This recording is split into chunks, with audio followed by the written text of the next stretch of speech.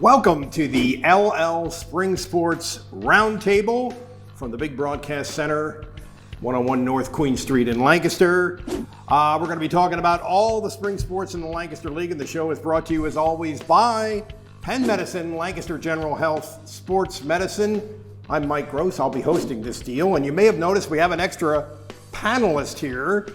He heard we were going to be complaining about the Detroit Red Wings, so he said, show me where I got to go to do that. No, not really. He is Steve Navaroli, our intrepid, versatile utility man, who this spring is covering track. We're going to talk a little bit about Lancaster 11 League track with Navs, and with Jeff Reinhardt and John Walk. We'll be talking about their beats and all the spring sports scene that's going on in the Lancaster 11 League right now. But we start with the thin clads. What's going on in track season, man? Well, a whole lot. And before I go any further, forgive the hat, forgive the, I'm not dressed like John because I'm going out to a track meet from here, and it's going to be awfully chilly today. So I beg forgiveness there, but I tell you what, we came out of the last couple weekends with some amazing performances, starting really with the McCaskey girls, 4x4, up at Coatesville, beat Cumberland Valley, the defending indoor champs, and now holds the number one spot in the state. Wow. In the girls 4x4. No surprise, really, because it was a spot they held a good bit last year, and really until an injury late in the year, they probably would have, I think they probably could have won the state outdoor in 2021, so high expectations there. How good a team are they? Is that a team that can win a state championship? We heard Derek Jennings say the other day when they destroyed a pretty good Warwick team. Yeah. He said, I don't think anybody in the state could have beat us today. Essentially, I'm paraphrasing, but that's what he said. Well, right? no, that's exactly what he said when I talked to him about it, and it was because now he was referring in the dual meet form, but his point was that particular day, the way his athletes performed, he does not think anybody would have beat them. And, Derek's not one for hyperbole as far as how that performance is. He's confident in his team. He's a pretty good quote, though. He's a great quote, no question, no question. But, his point was, in a dual meet setting, they would not have lost. I tend to believe that, and we'll see where they can take that. It's always hard to say because then you get out into the state and you get those. Not the McCaskey's not a big school, but they're not a monster school. They're not a North Allegheny. They're not a North Penn. Schools that size. So, is it possible, though? I wouldn't call it impossible. I'll put it that way. Still would be a challenge, but they had throwers, they had their relays, and they had their sprinters going big that day. Yeah, that was going to be my question. Do they have enough in the field events to... Their field events are stronger this year, which is how they beat the defending section champ by 35 points. Wow. Yeah, I mean, that score is what shocked me. Going in, I like McCaskey's chances, despite the unbelievable sophomore season that Katie Becker is having in the jumps. Yeah. But I did like McCaskey's chances to win, which pretty much assures them of the Section 1 girls crown. But that margin just stunned me. Wow. Last year, they lost the district team title by, I think it was 3 points. Yeah. They're better this year, aren't they? They are better this year. The key is health. Yeah. Last year, it was at the LL Championships where one of the twins, and I apologize because they're identical twins and their names are very similar. I mixed them up except when I asked them which one they are type thing. So I apologize that I'm not remembering which one got hurt. One got hurt at the very end of the LL Championships. And she tried to make a go at districts, was out for state. So, if she's there, I absolutely like their chances to win District 3. My favorite field event is probably pole vault. Fascinating. I could stand there and watch pole vault for hours. It's a great event. It's awesome. Yeah. Urbine, the girl from Solanco, she did great at the indoor. She won the state indoor. She won the state indoor. How's she doing this spring? And is the sky the limit for her? No pun intended. Well, you can make that pun intended, I guess, Jeff. But no, 13-3. She has been every bit that we thought she would. She's continuing, and I look forward to seeing her at the LLs. I look forward to seeing her in warm weather. I don't know how anybody pole vaults when it's cold. They do, and she's been really good, but I think her potential's unbelievable. And don't forget, she's also one of the fastest. She's the defending 100 dash champ in the league, although her and Gianna Long and Ephrata are going to be battling that one out. Yeah. But Katie is she's multifaceted, and she can just fly. She anchors the relay. I mean, it'll be interesting to see where she takes that. She's got her choices. Pole vault's number one. Where's 13-3 get her right now? Right now, I think she's second in the state. You mentioned the weather getting warmer. My vague sense is that early in the year that maybe this wasn't going to be a super track season, but the last week or so, I've really noticed, particularly that McCaskey girls team, but some other stuff. It seems like they're coming. Seems like it's going to be a good year. I think that's relatively typical for the track season as it starts slow and training. And and I know I just worked on a big piece, and one of the questions came up was some of the differences as time has gone on in track. And it used to be, and I'm talking 60s, 70s, it was dual meet only, basically. Well, now with the invitationals, the ability to train more often than be in meets is making the athletes perform better now. And this is something that will continue as we get into May, and certainly, and we'll hope for a warmer state championship, because it was all of 47 degrees at Ship last year. I remember that one well. Give me some throwers. That's another fascinating event. Some disc kids, some shot put kids. There's somebody who's really standing out in multiples. Ella Lucas of Warwick broke the school record last week in that McCaskey meet. So here, they won that meet by how many points? And Ella Lucas broke a school record with a 121.1. Wow. That's a long distance toss, discus, toss. For the team that got beat. Yeah, especially for a team that got beat. Tell you who's got some throwers. Elko on both sides, because you have Samantha Nelson on the girls' side, about a 121 jav. Nice. But Colin Daub on the boys' side, school record 161 discus. Wow. That is very high ranked, especially when we get down to the double and triple A, Elko being double A. Yeah. You gotta like his chance for some pretty serious hardware. Nice. All right. Nice. And give me a sprinter real quick. Who's the speed queen and the speed king in the league right now? Girls' side right now, Gianna Long in the 100 and 200. Only sophomore from Ephrata, but she is for real. And she's actually running the 400 as well, depending on where they need her in meets. Yeah, I haven't seen... Weird. Jeff, I've been doing this a long time. I've not seen a lot of that. Somebody running 100, 200, and 400 and being on and she gives them the choice then, what do they want to do in the relay? They want to put her in the 4x1 or the 4x4, because she's darn fast in both. I'll tell you somebody to watch for. Brenda Kelly at Garden Spot, hurdles, defending 100 hurdle champ, but she actually got hurt before she hit a hurdle during the 300s. She's amazing, and she's also anchoring their 4x1 impressively. Wow. So she is something to see. Marissa Helderman at Warwick 400, 800. Darren Coma at Manheim Township. Okay, we've heard his name. Yes, he won the state 400 title in the indoor. He's also posting league's top 200 and 400 times this year. Gabe Lewis at Cedar Crest.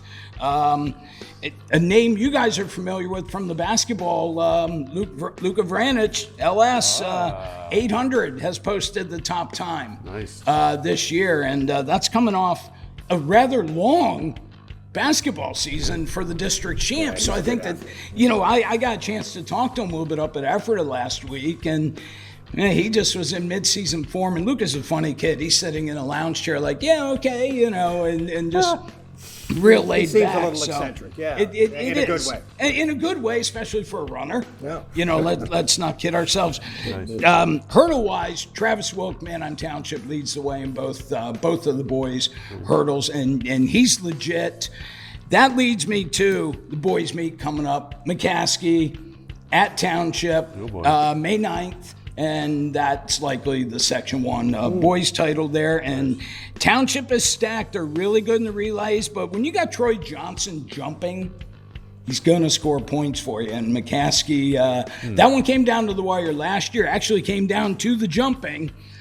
If it does it again, you got to like McCaskey's chances. If Township can take it on the track and take 2 of the 3 relays. That's where dual meets. You win 2 of the 3 relays, you're blocking out points. Yeah, that's why it's when we talk about the McCaskey girls team in particular. If you have speed, if you have sprinters, if you have a lot of guys that can run, that radiates out. You're probably going to have good relay teams. You're probably going to have one of them is probably going to be a good long jumper, that kind of thing. And there's a new name. Well, I mean, he may not be new. I'm going to, but Matthew Remish, McCaskey. Oh yeah. I don't, He's quarterback. Right. Yeah. Well, he has the top javelin throw. There you go. At a 156 You would think this a quarterback year. would be a good javelin. It does make sense. Exactly. It does. Good When you for look him. around the league, and I see that more often than not. If the quarterback's out for track, he's typically going to be throwing. Jav. All right, Navs. Excellent. stuff. Good Excellent. stuff. That's LL track. Not in a nutshell, a comprehensive survey of that say. Sure, I could have went deeper, but you don't need that. We always could. But, hey, we appreciate it, man. Thanks Sure, for coming. always in. a pleasure. And we have more track in video form. John. Yeah, so our videographer Tyler Huber and I stopped out at Donegal and Mount Joy last week to catch up with Faith Garber. She is a junior at Donegal High School. She's also the granddaughter of former major leaguer Gene Garber, which I only found out like 15 minutes after getting there, asking her, hey, are you related to so-and-so? Of course, yeah, he's my grandfather. And the story there with Faith, she's a really good sprinter. I think she only started track and field as a freshman, and then you figure 2020 season's taken away, and she's still kind of getting her footing there. Probably one of the faster girls in the LL League. And we stopped out there to kind of do a Q&A with her, and she's also telling me, well, I'm trying a long jump for the first time this year. So we decided to do something a bit different in the sense like, okay, we mic'd Faith up and we said, walk us through what is a long jump? What does it encompass? What's the steps that you do, the measurements? How do you jump and how's it scored and all that stuff? So here's Faith talking about the long jump. So let's go to Mount Joy and check that out. Hi, I'm Faith Garber, and I'm a junior at Donegal. I participate in the 100-meter dash, the 200-meter, the 4x1, and the long jump. So the first step for a long jump is finding what steps you are. So you usually have a tape measure from, this is the 8-foot block, and you either do 7 or 6 steps, and it's either your left or your right foot. So for example, I usually start off with my left, so I'll take a few frog jumps. Why do you do that? Helps warm up your legs. You do it before you start a race too. Then I'll usually take a step back. And then you go 1, 2, 3, 4, 5, 6, 7. And whenever your 7th step lands, that's where your step is. That's what your distance is for the long jump. So I landed somewhere around 67 here. Usually you have somebody watching where your 7th step lands, so you don't have to try and figure it out yourself. So that means when I run the long jump, my foot is gonna land right in the middle of that board, which is where you wanna land. If you land in front of the board, you DQ, and that jump doesn't count. If you land too far behind, then you get robbed of your jump because they're only gonna measure from the middle of the board. So I'm gonna do a run through of the long jump. So I'm gonna take my frog jumps.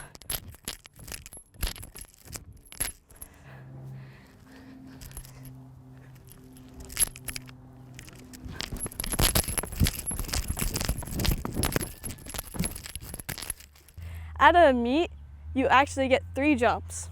So that doesn't matter if you foul a jump, like if you land in front of the board, you still only get 2 more jumps.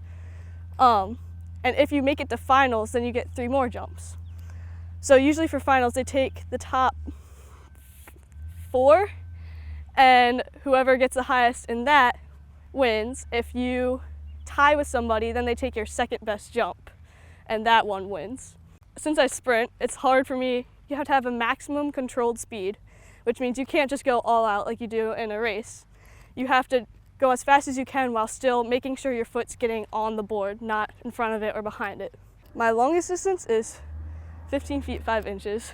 That was actually day 1. That was our first meet ever, and then I kind of decreased in length, but hopefully I'll reach that height again soon.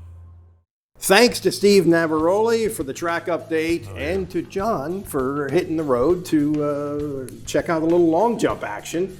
And we move on to volleyball. Okay. Which means Jeff Reinhardt. Take it away, big guy. Okay, LL Volleyball. Believe it or not, Tuesday night, halfway point. That'll be one time around the league schedule, Tuesday night.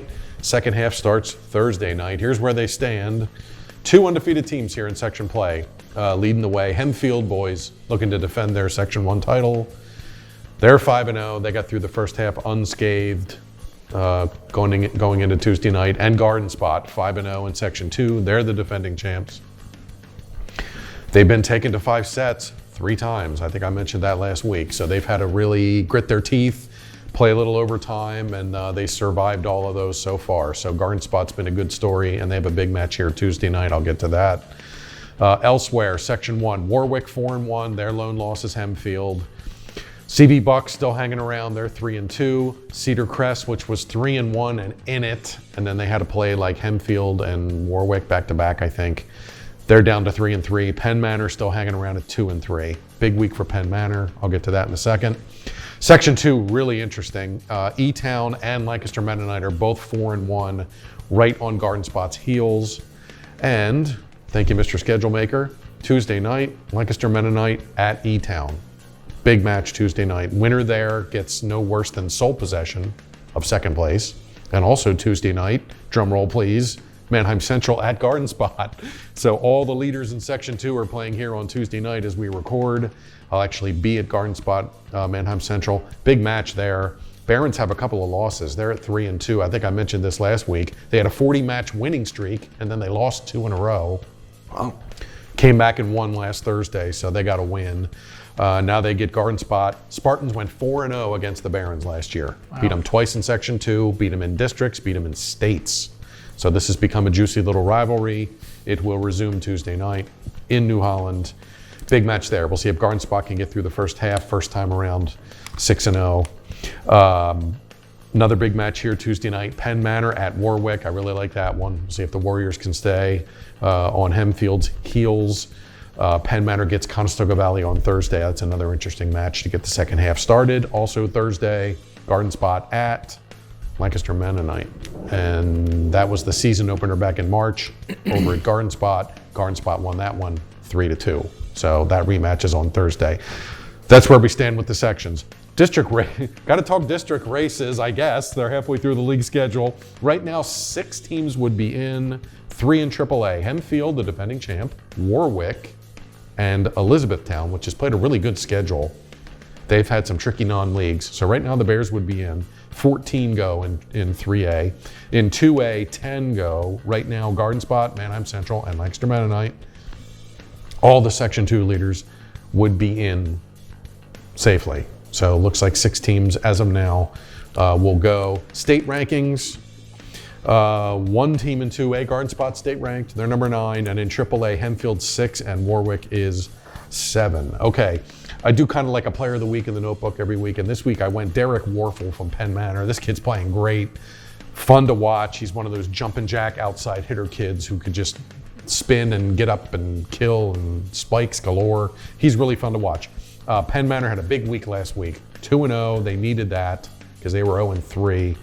Last Tuesday against McCaskey, Warfel had 26 kills. That's a big night. That's a lot of swings. Thursday night against Manheim Township, he had 12 kills. Penn Manor, more importantly, got 2 wins, which they really needed to kind of get back in it. And they're a bubble team here for 3A for district, so we'll see if the Comets can keep the mo going. They have a big week. Tuesday night, they play Warwick. Tuesday night they play Warwick. Thursday night they play Conestoga Valley. So big week for the Comets. We'll see if they can hang around, keep pressure in the Warwicks and Hempfields of the section. Good stuff. I just can't believe we're halfway through already. It seemed like it just started.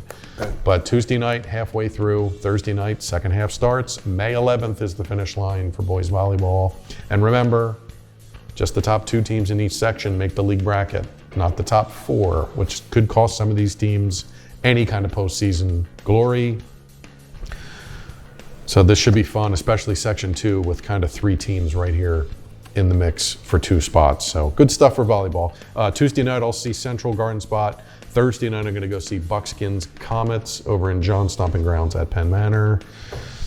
See you in the gym. That's volleyball. Thank you, Ryan. So I'm going to talk a little bit about baseball. And the headline in baseball since last we spoke, Jared Murray allowed a hit. Oh my gosh. Alert the media. But here's the thing. He pitched a 2-hitter and struck out 11, and they won 6-1 anyway. So Jared's still doing okay. Jeez. It's not like he's melting down or anything. Wow. This is the pitcher for Mannheim Central, who was a JV last year and had an arm injury, so he really was pretty much an unknown commodity coming into the season. Before last week, he had not allowed a hit all season. He had pitched 2 no-hitters and combined on a no-hitter. He did fall from perfection a little bit, but he's still been very, very impressive. Kind of going through the sections here, we're kind of in the equivalent of the Major League Dog Days of August in baseball a little bit here. A lot of crossover games, not a lot of decisive stuff going on, and the crossover games don't count in the league standings. So anyway, the team that I want to point out is Warwick. They won 7 in a row. They really, I think, have been the most impressive team in terms of run prevention and run scoring in our league. And that's exemplified by their 2 pitchers, Matt Seibert and Matt Williams, who are kind of the LL version of Ohtani, the Shohei Ohtani for the Angels. These dudes are hitting with power and dominant pitching. Warwick won 4 games in 4 consecutive nights last week. Wow. Which is not easy to do. Think about that in baseball. You're testing your pitching. They beat LS 16-6. LS is still leading Section 2, but they've had some trouble when they've gotten outside of the section a little bit. They beat Hempfield, which has been playing very well lately. Hempfield is rolling along pretty nicely. And then they beat Lower Dauphin 10-3. They beat Conestoga Valley 10-0. Warwick has been really impressive in their win in Section 1, even though Township, who we haven't talked about that much this year, is 8-1. Hempfield's been playing well. The Comets have been playing pretty well, John. Your alma mater's hanging in there pretty well. Beat LS yesterday. They moved their game up to a noon start to avoid the weather, which nobody else did. So give him credit for that. And Hunter Seipel, the kid we've been talking about, who is a Division I pitcher, pitched that game for Penn Manor. The other news last week was Lancaster Catholic handed Manheim Central its first loss. Wow. It was a game I covered. It was a really good game, 1-0. Drama right down to the end. A kid named Noah Zimmerman, who is probably their number 2 or 1A pitcher for Catholic, pitched the game, pitched terrific, but his pitch count, he came up against the pitch count ceiling in the 7th inning, and they had to go to the reliever, and there was some drama there. But the reliever was Brandon Wingenroth, who probably is their number 1 pitcher, a kid who's going to Penn State. And there was a little jam in the 7th inning, and they got out of it and won 1-0. Central came back the next night and hammered LS behind Murray, so Central's okay. And Lancaster Catholic, again, kind of in control in Section 4. So that's baseball for now. And I guess we'll go to John here. What is a pitch count in baseball for high school? 100. 100, okay. Yeah. And he has to come out then, or that batter? Yeah, you have to come out on 100. If you're in the middle of it, yeah.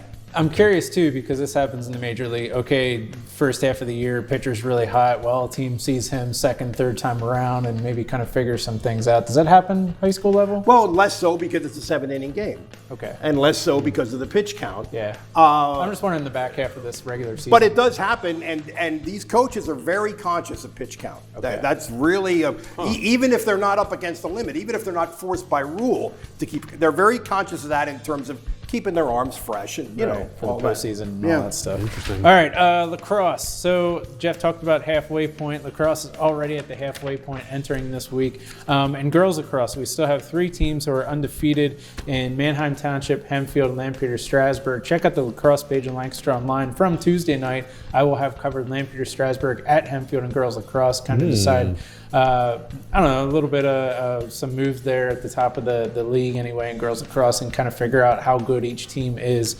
Curious to see that. We still got to wait another week or two before Township and Hempfield girls lacrosse square off. I think that's close to the regular season finale in a couple weeks.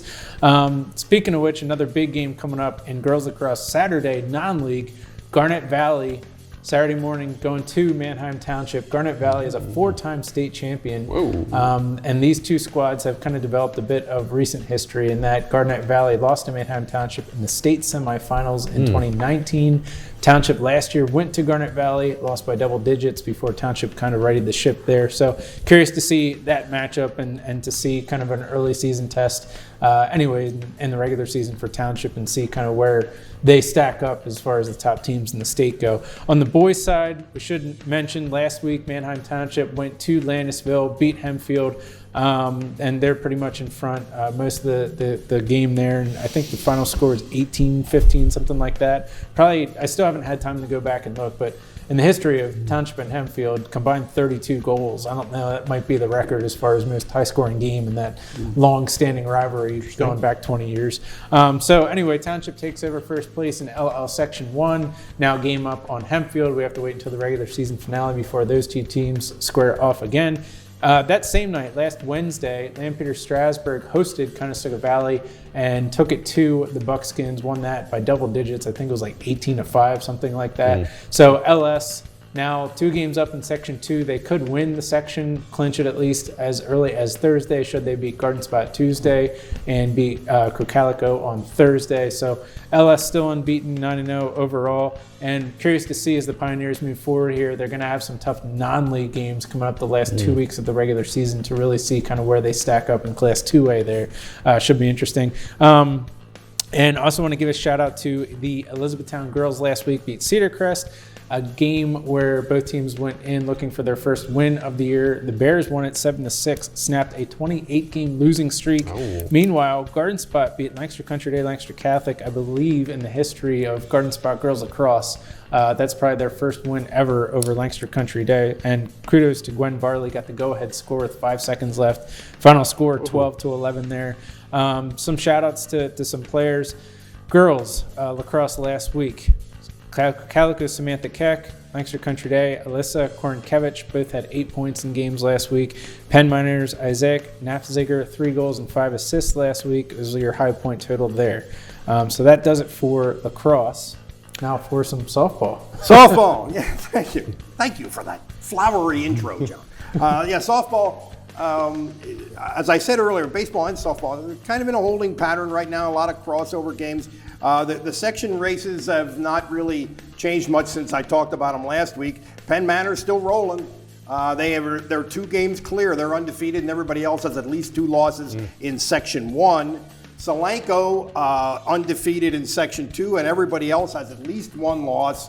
How about this? LS, defending state champion, in 4th place in their section. For real? Yeah. So Wow. they're only a game out in the loss column of second, but still kind of surprising for everybody who knows the tradition of that program.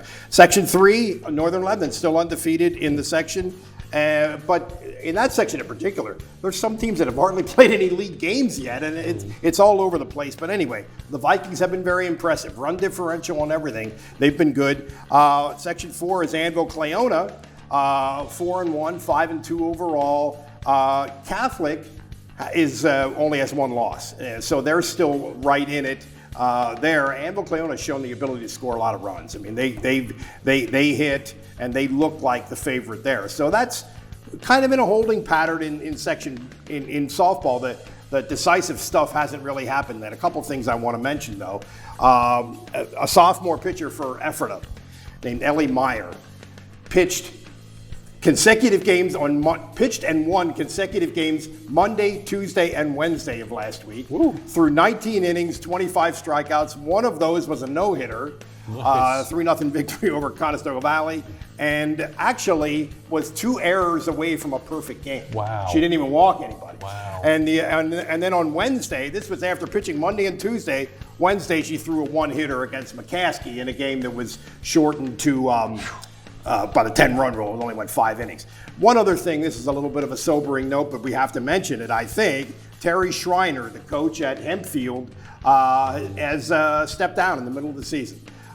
This is a guy who is 61-32 at his tenure at Hempfield, 91-62 overall, including 4 years at Lancaster Mennonite. The Hempfield is 3-4 this year, so it wasn't like they were having a disastrous season or anything like that, but he stepped down in the middle of the season. His assistants, Whitney Brenneman and Chris Landis, are coaching the team. And in an email to our softball writer, Dave Byrne, asking why he stepped down, he used one word, and the word was parents.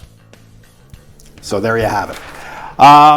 Anything else for the good of the order, gentlemen? Tennis? Boys tennis, we should mention, coming into their final week of the regular season. Entering this week, Cedar Crest at 5-0 league play had already clinched at least a share of the Section 1 crown and could win it outright by topping Warwick at home on Wednesday, so paid attention to that matchup. And then I believe in Section 2, Cocalico and Lampeter Strasburg both entered the week without a loss in league play. Cocalico goes to Lampeter Strasburg this Wednesday. And then finally, Lancaster Country Day was supposed to play at Lancaster Mennonite on Monday. And the thing there, Country Day is 6-0, and league play in Section 3 basically could win outright the Section 3 crown. I believe that match was postponed due to the weather. They're still kind of working on a date there, but Country Day is probably your favorite there in Section 3. Speaking of which, LL Tennis Championships start this Thursday. Wow. And I just realized I probably should have found out where they're being played at, but check out the tennis page in Lancaster Online. Our buddy Phil Glatfelder will have all that information to set you up on that.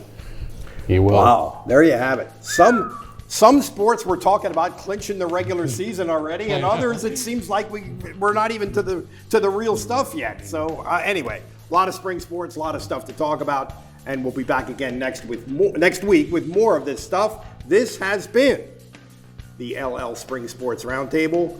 For John Walk, for Jeff Reinhardt, for Steve Navaroli, and for Penn Medicine Lancaster General Health Sports Medicine, I'm Mike Gross, and we'll see you later.